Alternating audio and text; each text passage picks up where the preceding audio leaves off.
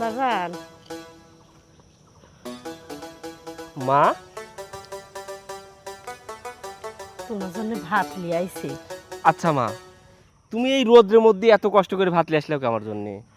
দেখতো কথা, এই রোদের মধ্যে আমার বেটাটা কত কাম করতেছে, আর আমি এক মুঠ ভাত আনতে পারবো না। কি খুশ বাজান।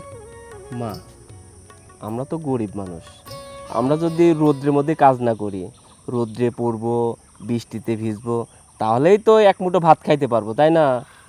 বাজান, তুমি সারাদিন মেলা কাম করো, একটু ভাত যদি না খাও শরীরে শক্তি পাবে কি করে? সারাক্ষণ যদি এইভাবে না খেয়ে কাম করো, তুমি তো বেশিক্ষণ কামও করতে পারবে না। আর এই কাঠফাটানি রোদ মাথার উপরে তোমার, তুমি তো শেষে জ্ঞান ম্যান হারা অজ্ঞান হয়ে যাবে না। বাজান রে, আমি কি করছি, এই দেখো তোমার জন্য আমি গরম গরম ভর্তা দিয়ে ভাত লিয়ে আইছি, বুঝছাও? চলো ওই শ্যামার পর বসে ভাত করে খাইবে। মা, আমার মেলা খিদি লাগছে, এটি সত্যি কথা। আর তুমি কি করছো? এই রোদ, মা, এই রোদ্রে পুড়তে পুড়তে আমার না অভ্যাস হয়ে গেছে। এই রোদ আমার আর গায়ে লাগে না, এই রোদ্রের মধ্যে থাকতে আমার আর কোনো কষ্ট হয় না। মা, আমি তো তোমাকে অনেক কষ্ট দিই, তাই না? পাড়ায় অন্য ছেলেরা কত টাকা ইনকাম করে মাকে ভালো মন্দ খাওয়ায়, ভালো ভালো পোশাক কিনে দেয়, আমি তো ঠিকমতো বাজারও করে দিতে পারিনি। মা, তোমার অনেক কষ্ট হয়, তাই না? না রে বাজান, তুমি আমার কষ্ট দিবে কেন?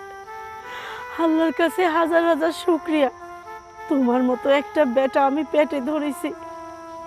কয়জন মানুষ কও তোমার মতো একটা বেটা পায়? তুমি আমার জন্য কত কষ্ট করো, আমি কি সেটা সয়ে দেইনি? বরং আমি তোমার জন্য কিছু করতে পারিনি। না মা, এভাবে বলো না। আমিও গর্ব করে বলতে পারি, আমার মা সব পৃথিবীর সেরা মা। আমার মায়ের মতো মা এই পৃথিবীতে একটাও হয় না। আমি তোমাকে এত অভাব অনাটনের মধ্যে রাখছি, কোনোদিনও তুমি আমার বিরুদ্ধে অভিযোগ করলা না, বাবা আমার এটা লাগবে, আমার ওটা লাগবে, আমি ঠিক মতো খাইতে পারলাম না। মা, তুমি আমার সেরা মা। মা, তুমি শুধু আমাকে দোয়া করো, আল্লাহ যেন আমাকে সুস্থ রাখে। আল্লাহ যদি আমাকে সুস্থ রাখে, আমি কঠোর পরিশ্রম করে তোমাকে ভালো রাখার চেষ্টা করব। মার কাছে কি দোয়া চাওয়া লাগে? মার দোয়া সব সময় সন্তানের মাথার উপরে থাকে। ওই দেখো মা, আমরা এই জায়গায় দাঁড়ায় থাকতে থাকতে তো ভুলেই গেছি খাওয়ার কথা। এই রোদ্রের মধ্যে তুমি দাঁড়ায় রয়েছো, পানিও তো নিয়ে আসো নাই। তুমি যাও রত্নারের বাড়ি থেকে পানি নিয়ে আসো গা, তারপরে আমি আর তুমি একসঙ্গে খাবো। আমি জানি আমি না খাওয়া পর্যন্ত তুমিও কোনো কিছু খাও না। সেটি যখন জানো, এতে কথা বাড়াইছ কিসের জন্য? এলো বেটা, তুমি ডিশটা ধরো, আস্তে করে ধরো, একটু ডাইল আছে পরে না যেন দেখে। হ্যাঁ, আচ্ছা আমি তাহলে পানিটা নিয়ে আসি। আচ্ছা মা। মা আসতে আসতে আমি আর একটু নিয়ে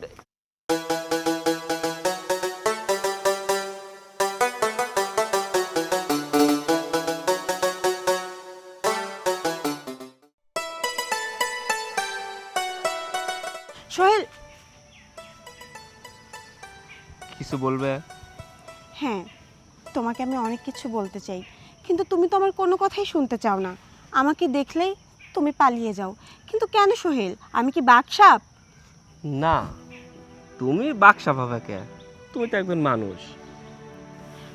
সোহেল, তুমি তো জানো আমি তোমাকে অনেক ভালোবাসি। এই কথাটা আমি তোমাকে অনেকবার বলেছি, কিন্তু তুমি তুমি তো আমাকে পাত্তাই দাও না। কেন সোহেল, আমার ভিতর কি এমন কম আছে যার জন্য তুমি আমাকে ভালোবাসতে চাও না? দেখো, তোমার মধ্যে কোনো কমতি নেই, তুমি অনেক সুন্দরী, তোমার বাবার অনেক টাকা পয়সা, কিন্তু আমার আমার তো কিচ্ছু নেই। তেলে আর জলে যেমন মিশে না, তেমনই বড় লোক আর গরিব তারা কাউকে ভালোবাসতে পারে না। একজন গরিব কোনো বড় লোককে ভালোবাসতে পারে না। এই কথা তোমাকে আমি অনেক বোঝানোর চেষ্টা করছি, কিন্তু তুমি কিন্তু বুঝতেছো না যে আমি গরিব। গরিব হয়ে কিভাবে তোমাকে ভালোবাসবো? সোহেল, এটা তোমার ভুল ধারণা। তোমাকে কে বলেছে যে গরিব মানুষ আর বড়লোক মানুষ একে অপরকে ভালোবাসতে পারে না? তুমি কি জানো, ভালোবাসা ধনী গরিব কিছুই মানে না।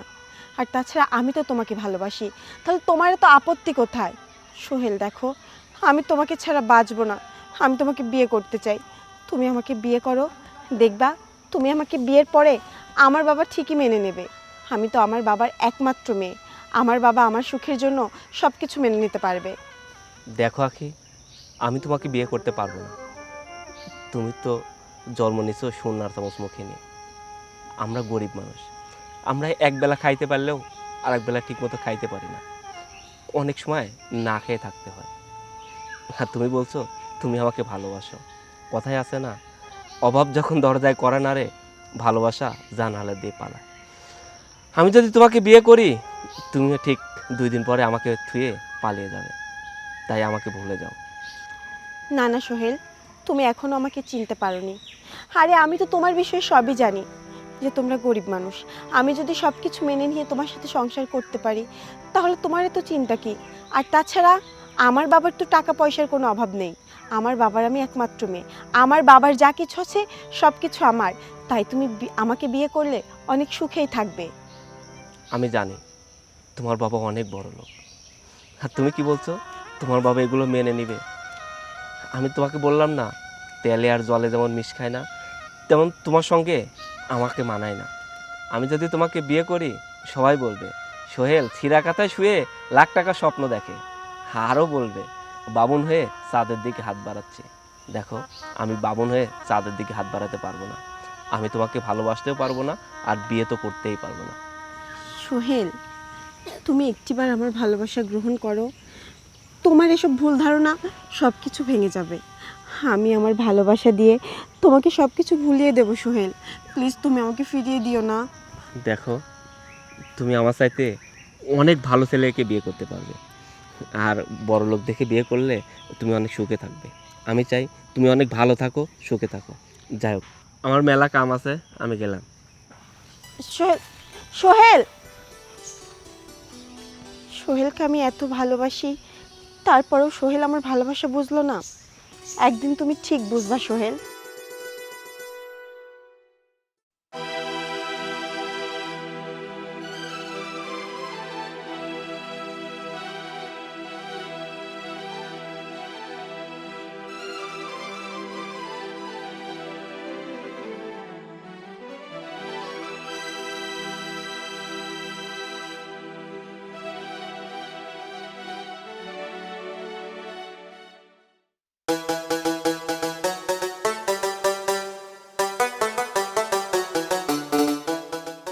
কি ব্যাপার, এটাকে আমি কি দেখলাম? ব্যাগের মতোই তো মনে হলো। না, যাই আবার দেখি কি দেখছি আমি।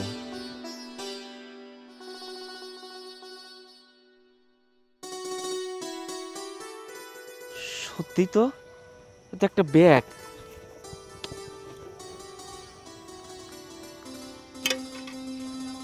ব্যাগ, এই জায়গায় ব্যাগটা ফেলা রাখলে কিটা? আশেপাশে তো কাউকে দেখতেছি না। দেখি তো ব্যাগের মধ্যে কি আছে।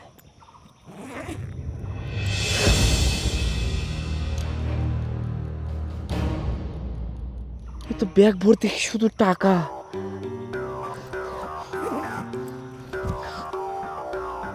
কিন্তু এত টাকা কিটাই তাকে ফেলা রাখলি? না, আশপাশে তো কাউকে দেখতেওছি না। এই ব্যাগটা না, এই জায়গা যদি রেখে যায়, যদি অন্য কেউ নিয়ে যায়। তার চাইতে আমি নিয়ে যাই, যদি মালিকের খোঁজ পাই তাহলে আমি তাকে দিয়ে দেব।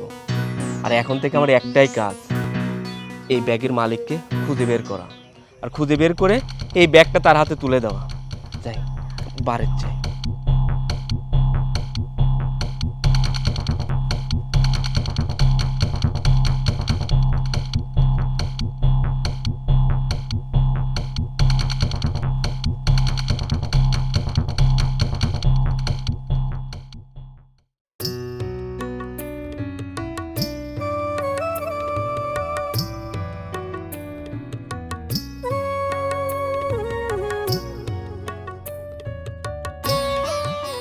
মা, মা, কি এদিকে আসো তো। কিরে বাজান? মা, জানো আজকে একটা আজব ঘটনা ঘটে গেছে। আজব ঘটনা? পরে শুনি। ব্যাগ কিসের? এটাই তো আসল ঘটনা। এই ব্যাগ ভর্তি টাকা। টেকা? ও আল্লাহ, এত টাকা তোর কাছে? মা, তুমি দেখোই কত টাকা, শুধু টাকা টাকা টাকা। এই ব্যাগ ভর্তি শুধু টাকা। মা, আমি আর এই টাকা দিয়ে কি করবো কও? ওরে আল্লাহ রে, এত টাকা ভাব জন্মে দেয়নি আমি। ও বাজান, তুই এই টাকা আমার হাতে লি চল যা বাজান, নাইলে আমি মাথা ঘুরে পড়ে যাব নে। বাজান শোন, তুই এটা যেন তেন পাইছিস, সে তুই একা যা, তুই একা যার তা হয় সে লি যাবি নি। মা, এটা তুমি কি করছো? এই টাকার ব্যাগ আমি জেনতেনে পাইছি, যদি সেই জায়গায় থুয়ে আসি তাহলে যদি একটা লোভী মানুষের হাতে পড়ে যায় তাহলে তো এই টাকা তাকে ফেরত দিবি না। এই জন্যই টাকাটা আমি লিয়ে আইছি। মা, আমি করছি কি, টাকাটা যদি তোমার কাছে রাখি, আমি টাকাটার মালিককে খুঁজে বাইর করি, টাকাটা তার হাতে দিয়ে দেই, তাহলে ভালো হবে না? তুমি কও। হ হ হ, সেটি তো ভালো হবেই, কিন্তু বাজান তুমি কিন্তু হেনদেন একটা টেহাও ধরবে না। কথা দাও আমার, একটা টেহা যদি ধরি চাও তাহলে কিন্তু আমি খুব রাগ করব। আর এই টেহার মালিক তোমারই খুঁজে বাইর করা লাগবে। এক কাম করো বাজান, ওই তুমি একটু লোকের কাছে সুদ করো, সুদ করো যে এই ব্যাগটা কার। আহারে, যেই বেচারার এই টেহা, সেই টেহালা কত কষ্টই না পাচ্ছে, কতই না আসার বেশি পারতেছে এই টাকার জন্য রে। মা, তুমি তোমার ছাওয়ালেক চেনো না? আমি এই জায়গাতে নেই, এক টাকাও সরাবো না। আমার যত কষ্টই হোক, আমি এই ব্যাগের মালিককে খুঁজে বের করব, তারপরে এই টাকা নিয়ে যায় তার হাতে তুলে দেব। মা, তাহলে আমি আর দেরি না করে যাই, যা খোঁজ করি, দেখি কার টাকার ব্যাগ হারাইছে। আচ্ছা ঠিক আছে বাজান, তুই তাইলে যা, যাই একটু বাড়ি বাড়ি খোঁজ কর, আর পথে মতে যা পাবো তাকে একটু কবু। হ্যাঁ আচ্ছা মা, আমি যাচ্ছি। শোনো, ব্যাগটা কিন্তু সাবধানে রাখবে, ব্যাগ ভর্তি কিন্তু টাকা। এই টাকা কিন্তু আমারে না, মানুষের আমানত। আমি গেলাম মা। আচ্ছা ঠিক আছে। হায় আল্লাহ, এত টেহা আমি রাখবো কোনে? আমারে তো যেই ভাঙা ঘর, এই ঘরের মধ্যে রেখলে যদি আবার হারা যায় না, পাতার বস্তার ভিতর সামলাত হই, তাহলে তো পাতার বস্তার ভিতর চোর আসবে না নে।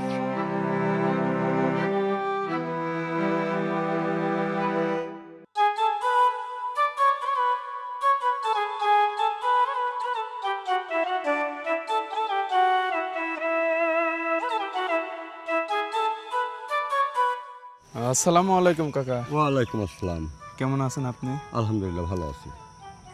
কাকা, আপনি আমাদের বিয়ের বিষয়ে কি সিদ্ধান্ত নিলেন? আপনি তো জানেন আপনার মেয়েকে আমি অনেক বেশি ভালোবাসি। এখন বাকিটা আপনার উপর। আপনি তো আমাকে কিছু জানাইলেন না। হ্যাঁ, তুমি আমার মেয়েকে ভালোবাসো এটা আমি জানি। আর বিয়ের কথা বলছো? হ্যাঁ, আর কিছুদিন অপেক্ষা করো, এত তাড়াতাড়ি কেন? কাকা দেখেন, এত ধৈর্য ধরার সময় আমার নেই। আর তারপরেও আমি আপনাকে অনেক দিন আগে থেকেই বলতেছি, আপনি কি করতেছেন? আপনি এই দিন না, ওই দিন না, এই দিন না, আমাকে এভাবে ঘোরাচ্ছেন। দেখেন কাকা, আমি আর ধৈর্য ধরতে পারতেছি না। আপনি কবে আপনার মেয়ের সাথে আমাকে বিয়ে দিবেন সেইটা বলেন। বাবারে, তুমি যেমন আমার মেয়েকে ভালোবাসো, এরকম অন্যান্য ছেলেরাও তো আমার মেয়েকে ভালোবাসে। তারাও তো আমার মেয়েকে বিয়ে করতে চায়। তে আমি ভাবতে ভাবতে একটা সিদ্ধান্ত নিয়েছি। সিদ্ধান্ত? কিসের সিদ্ধান্ত? কী সিদ্ধান্ত? সিদ্ধান্ত নিয়েছি, আমি একটা লটারি কেটেছি। এই লটারিতে যার নাম উঠবে আমি আমার মেয়েকে তার সঙ্গেই বিয়ে দেবো। কাকা, এটা আপনি কি ধরনের কথা বলেন? আপনার মেয়েকে বিয়ে দিতে লটারি লাগবে মানে? আর কাকা, ফার্স্টে তো আপনি আপনার মেয়ের সাথে আমাকে বিয়ে দেওয়ার জন্য জোর জুলুম করলেন, আর এখন আপনি কি বলতেছেন লটারি লাগবে? আর তারপরেও কাকা, আমার কি নেই?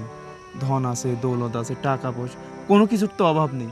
তাহলে কেন আপনার এরকম লটারি কাটতে হবে?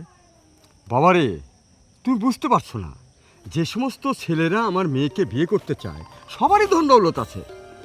এই তখনই আমি একটা বিভ্রান্তিতে পড়েছি যে এখন আমাকে এই লটারি না কাটলে আমি সিদ্ধান্ত নিতে পারবো না। এই জন্য বলছি একটু অপেক্ষা করো। লটারিতে তোমার নাম উঠলে তোমার সঙ্গে বিয়ে হবে, অন্য ছেলের নাম উঠলে অন্য ছেলের সঙ্গে বিয়ে হবে। এখন হবে ভাগ্যের খেলা।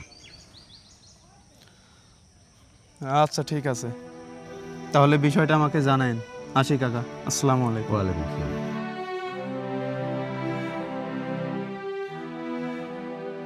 ছেলেটা পাগল হয়ে গেছে।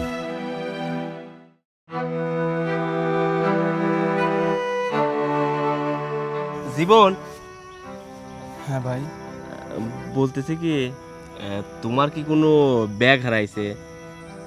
না না ভাই, ব্যাগটা গালায় নাই আমার কোনো। টাকার ব্যাগ? টাকার ব্যাগ? হ ভাই, আমার তো টাকার ব্যাগ হারাইছে। মানে ইদানিং মানে ঘুমের খুব ডিস্টার্ব হচ্ছে তো রাত্রে, এই জন্য সব কিছু আর মনে থাকে না। তো ভাই চলেন, টাকার ব্যাগটা দেন গা। হ্যাঁ, যেহেতু তুমি বলছো তোমার টাকার ব্যাগ হারিয়ে গেছে, আর আমি যেহেতু ব্যাগটা পাইছি, তাহলে অবশ্যই আমি তোমাকে দিয়ে দিব। চলো। আচ্ছা চলেন। চলো। জীবন, দাঁড়াও। আবার কি হইলো ভাইয়া? আচ্ছা জীবন, তোমার তো ব্যাগ হারাইছে, হ্যাঁ? আচ্ছা তুমি বলো তো, তোমার ব্যাগের কালার কি? ভাই, ব্যাগের কালার দিয়ে কি করবেন? ওই টাকা তো আমার আর ব্যাগটাও আমার, তাহলে ব্যাগের ওই কালার দিয়ে আপনি কি করবেন? চলেন তো, টাকা দেন গা।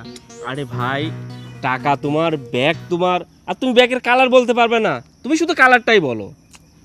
আরে ভাই, বললাম না আমার ইদানিং ঘুমের ডিস্টার্ব হচ্ছে, টাকা হারাইছে এই কথাই আমার মাথায় নাই, আর আপনি বলতেছেন ব্যাগের কি কালার? ব্যাগের কালার এখন আমি কিভাবে বলবো? ভাই, টাকাগুলো আমার, বিশ্বাস করেন। আর আশেপাশে আমার মতো এত ধনী তো কেউ নেই, এত বড় টাকার ব্যাগ কে রেখে যাবে? টাকার ব্যাগটা আমারই। চলেন ভাই, দেন গা, এত কথা বাড়ায়েন না। আমি জানি তোমার অনেক টাকা পয়সা, এই জন্য তো আমি তোমাকে জিজ্ঞাসা করলাম যে তোমার ব্যাগ হারাইছে কিনা। আর আমি কিন্তু তোমাকে জটিল কোনো প্রশ্নও করি নাই, আমি তোমাকে শুধু জিজ্ঞাসা করছি তোমার ব্যাগের কালারটা কি ছিল। তোমার ব্যাগের কালারটা বলো, যদি ব্যাগ তোমার হয় অবশ্যই তোমাকে আমি ফেরত দিব। তো মহা মুশকিলে পড়ে গেলাম। ব্যাগের কালার, ও ভাই মনে পড়ছে, ব্যাগের কালার না লাল। না না, ব্যাগের কালার তো লাল না, তার মানে এই ব্যাগ তোমার না। শোনো ভাই, এই ব্যাগ যার, আমি তার হাতেই ব্যাগটা তুলে দেব। যেহেতু তুমি ব্যাগের কালারটাই বলতে পারো নি, তার মানে এটা প্রমাণ হয়ে গেল ওই ব্যাগটা তোমার না। ভাই, এই ব্যাগের মালিক যে, আমি যত কষ্টই হোক খুঁজে তাকে বের করেই তার হাতেই ব্যাগটা তুলে দেব। প্রয়োজনে আমি এই টাকাটা নিয়ে যেয়ে থানায় জমা দেবো, কিন্তু এই ব্যাগ যার না তার হাতে এই ব্যাগ আমি দিতে পারবো না। আমি বুঝতে পারছি ভাই, এই ব্যাগ তোমার না।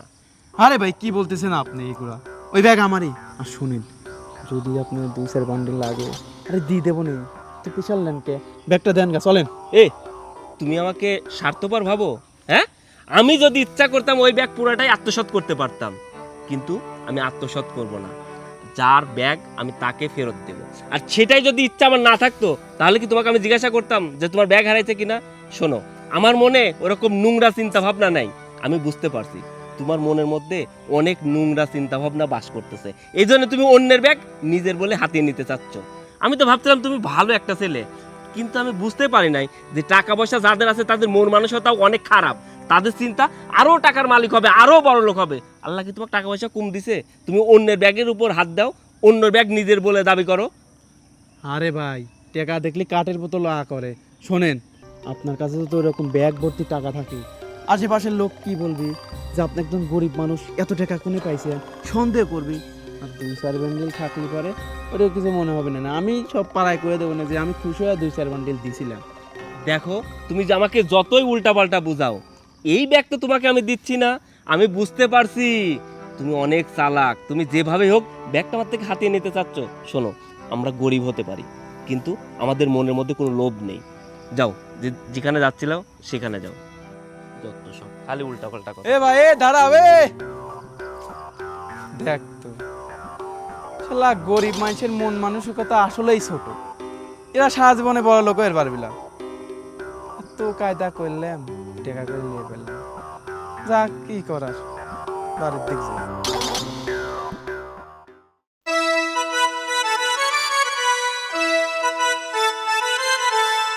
সোহেল, সোহেল, কে? এদিকে একটু আসো। আসসালামু আলাইকুম। ওয়ালাইকুম আসসালাম। কাকা, আপনারা আমাদের বাড়িতে? হ্যাঁ বাবা, আমি।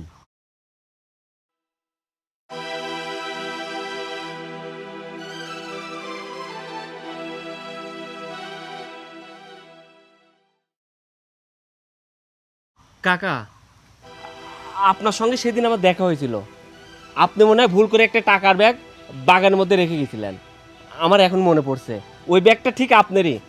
আমি ওই ব্যাগটা শুধু খুলে দেখছি, একটা টাকাও সরাইনি। দাঁড়ান, আমি ব্যাগটা এনে দিচ্ছি।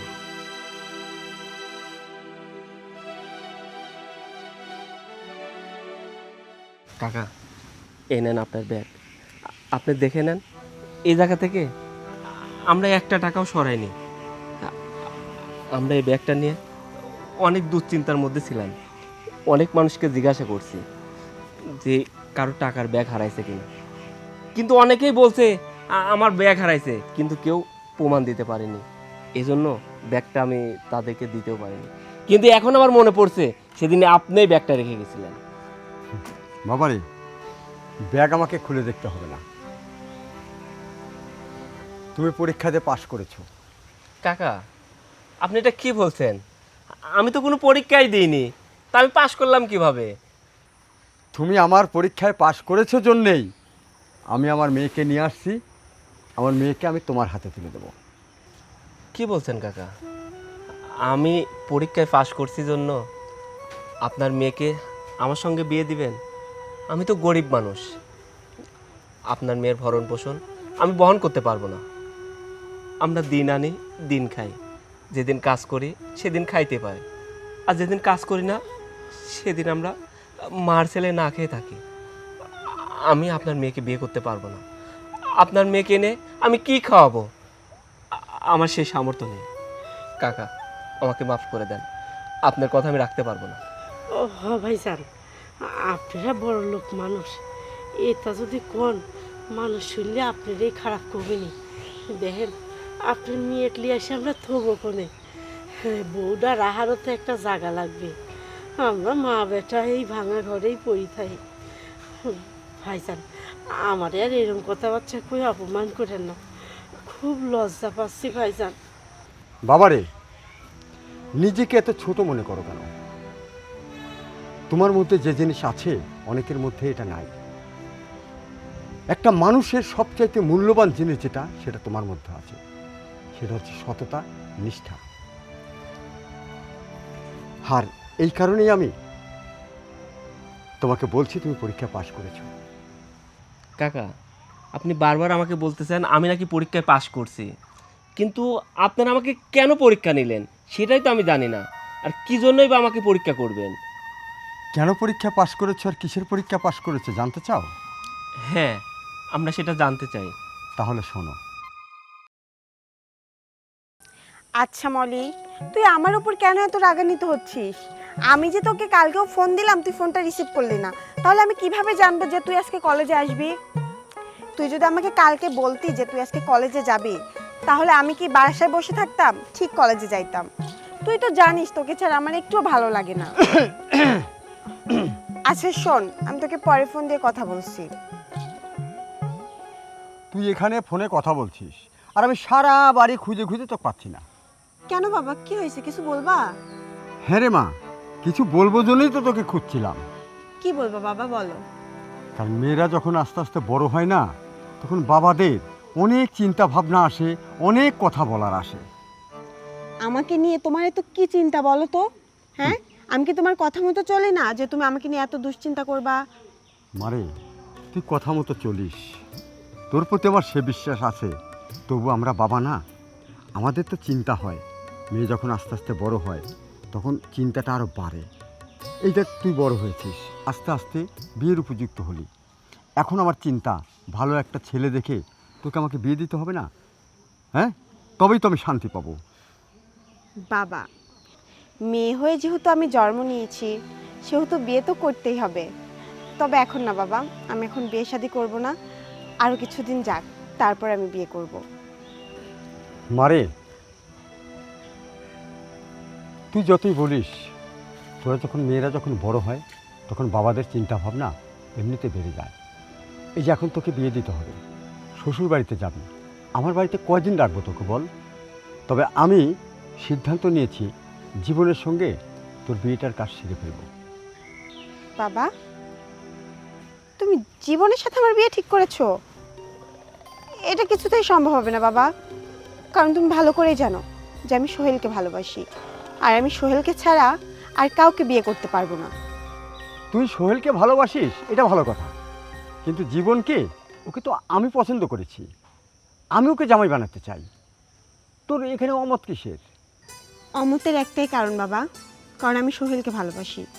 আমি তো তোমাকে এর আগেও বলছি যে বাবা, আমি সোহেলকে ভালোবাসি, আমি সোহেলের জন্য সব কিছু করতে পারবো।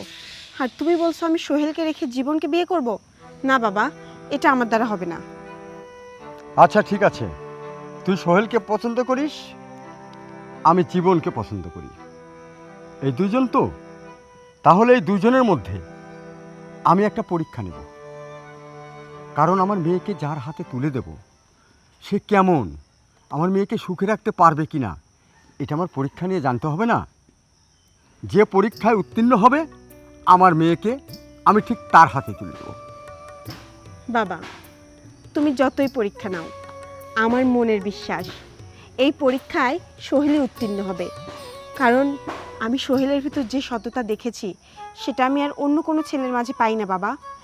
যাই হোক, তুমি যেহেতু বলছো পরীক্ষা নিবা, আমার কোনো আপত্তি নেই, তুমি পরীক্ষা নিতে পারো। ঠিক আছে, সোহেলের প্রতি যখন তোর এত আত্মবিশ্বাস, সোহেল যদি পরীক্ষায় উত্তীর্ণ হতে পারে তাহলে আমি তোকে সোহেলের হাতেই তুলে দেবো। ঠিক আছে, তাহলে তুই বান্ধবীর সঙ্গে কথা বলছিলি? আচ্ছা ঠিক আছে, ওর সঙ্গে কথা বল, আমি এখন আসি।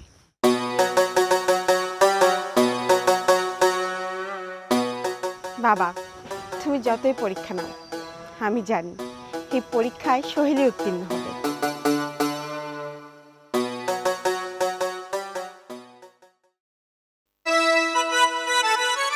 এইবার বুঝতে পেরেছো? হ্যাঁ, আমি বুঝতে পারলাম আপনারা কেন আমার পরীক্ষা নিছেন। আমি পাশ করছি ঠিক আছে, কিন্তু আমি আপনার মেয়েকে বিয়ে করতে পারবো না। আরে কেন বিয়ে করতে পারবো না, আপনার মেয়েকে এই কথাটা আমি বলে দিছি। আপনার মেয়ে বারবারই আমাকে বলছে সে নাকি আমাকে ভালোবাসে, আমাকে পছন্দ করে। আপনার মেয়ে বারবারই বলছে আমি যেন তাকে বিয়ে করি। আপনার মেয়েকে আমি বলে দিছি আমি গরিব মানুষ, আমি আপনার মেয়েকে বিয়ে করতে পারবো না। তেলে আর জলে যেমন মিশ খায় না, তেমন ধনী আর গরিবের কোনো সম্পর্ক হতে পারে না। ধনী আর গরিব মিলে আত্মীয় হতে পারে না। আমি আপনার মেয়েকে কোথায় রাখবো, কি খাওয়াবো? আমি আপনার মেয়েকে বিয়ে করতে পারবো না।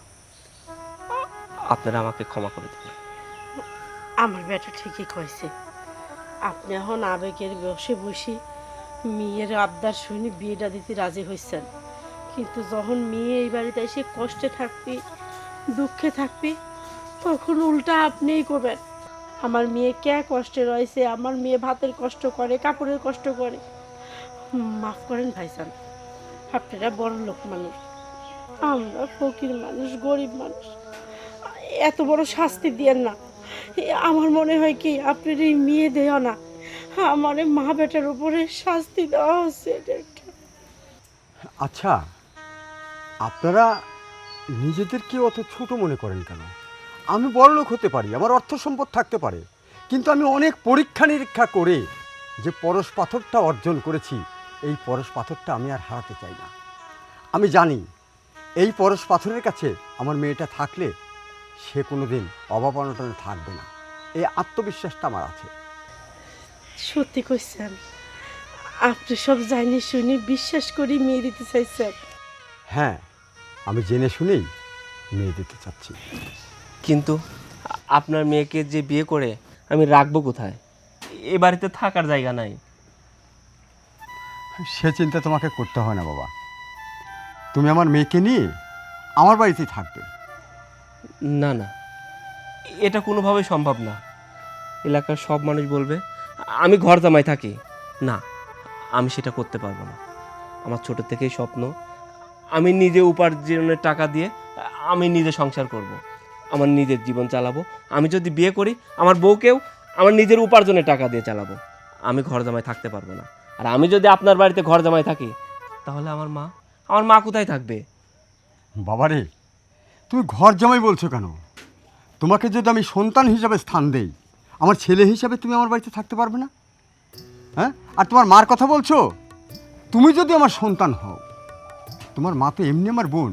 আমার বোন আমার বাড়িতে থাকবে না, কোথায় থাকবে? বাজার এত করে করছে, তুই রাজি হয়ে যা।